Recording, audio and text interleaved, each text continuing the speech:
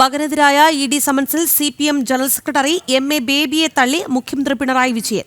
പ്രതികരണം വസ്തുത അറിയാതെയാണ്. മക്കളിൽ അഭിമാനമാണെന്നും ക്ലിഫ് ഹൌസിൽ എത്ര മുറികൾ ഉണ്ടെന്ന് പോലും മകൻ വിവേകിന് അറിയില്ലെന്നും മുഖ്യമന്ത്രി പറഞ്ഞു. കൂടാതെ ശബരിമല വിഷയത്തിൽ അന്വേഷണം നടക്കട്ടെ എന്ന് പറഞ്ഞ് വാർത്താ സമ്മേളനത്തിൽ ചോദ്യങ്ങളിൽ നിന്ന് മുഖ്യമന്ത്രി ഒഴിഞ്ഞുമാറി. മകൻ വിവേകിന് ED സമൻസ് അയച്ചതിൽ MA ബേബി നടത്തിയ പ്രതികരണമാണ് മുഖ്യമന്ത്രിയെ ചൊടിപ്പിച്ചത്. വസ്തുത അറിയാതെയാണ് ബേബിയുടെ പ്രതികരണമെന്ന് പിണറായി വിജയൻ പറഞ്ഞു. EDയുടെ സമൻസ് മകന് കിട്ടിയിട്ടില്ല. മക്കളിൽ അഭിമാനം, ഒരു ദുഷ്പേരും ഇതുവരെ ഉണ്ടാക്കിയിട്ടില്ല. മകൻ വിവേകിന് ക്ലിഫ് ഹൗസിൽ എത്ര മുറികളുണ്ടെന്ന് പോലും അറിയില്ലെന്നും മുഖ്യൻ പറഞ്ഞു. അധികാരത്തിന്റെ എല്ലാ ഇടനാഴികളും അവർക്കെടുക്കാമായിരുന്നു, എന്നിട്ടും അവർ സ്വീകരിച്ചില്ലെന്നും പിണറായി വിജയൻ കൂട്ടിച്ചേർത്തു.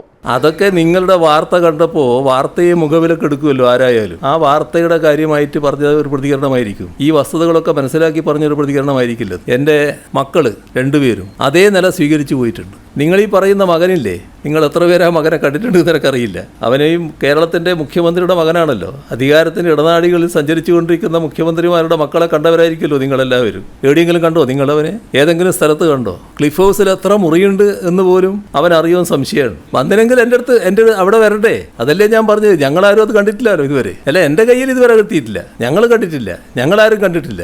ഈ മകൻ അങ്ങനെ ഒരു സാധനം കിട്ടിയതായിട്ട് ഇതുവരെ മകൻ എന്നോട് പറഞ്ഞിട്ടുമില്ല. അഴിമതിയില്ലാത്ത കളങ്കരഹിതമായ ജീവിതമാണ് തന്റേതെന്നാണ് പിണറായിയുടെ അവകാശവാദം. കളങ്കിതനായി ചിത്രീകരിച്ചാൽ ഏൽക്കില്ലെന്നും മറുപടി. ശബരിമല വിഷയത്തിൽ അന്വേഷണം നടക്കട്ടെ എന്നായിരുന്നു പ്രതികരണം.